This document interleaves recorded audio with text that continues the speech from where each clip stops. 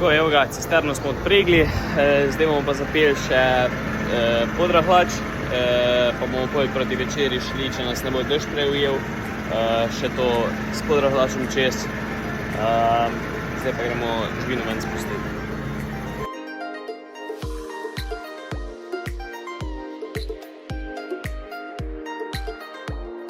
Tukaj je žica na tleh, tako da gremo zdaj preveriti, če tukaj zadnji prtelica, ker pastir premalo treska.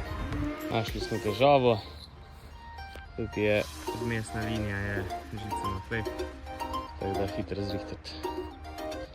Tako, naš pano, zdaj bo spet za cajt.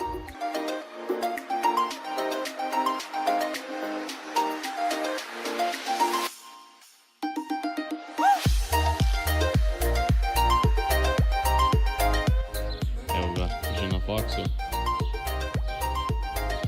Faksa je konc za danes. Zdaj gremo pa še malo podrahljavati, preden gremo v štalo.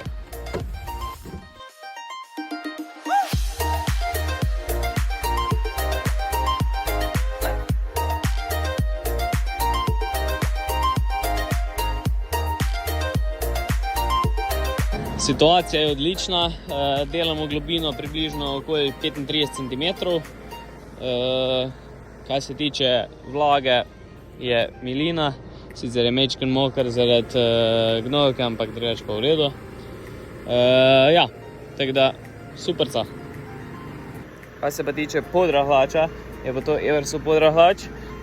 Kaj so pa glavne značilnosti njega, je pa to, da ima v bistvu 5 nog, širine 2,5 cm, če se ne motim, kar pomeni, da v bistvu samo režejo ravne linije in v bistvu delajo efekt, kot da bi razpokalo poleti, in potem, ko se te razpoke spet nazaj združijo, razrahla samo zemljo, tako da v bistvu zelo dobro vpliva na rahlost zemlje in pa obenem ne meša spodnje pa zgornje plasti, kar pomeni, če imamo mi zgornjo plast manj kot 10 cm obdelano ali pa kot 10 cm, bo v hitrejšem času postala bolj rodovitna in posledično več pridelka.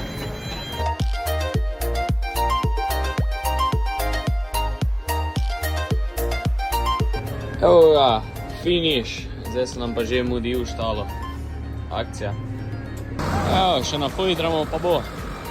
Malo zamujamo danes, ampak kaj smo, majčken se je zavlekli.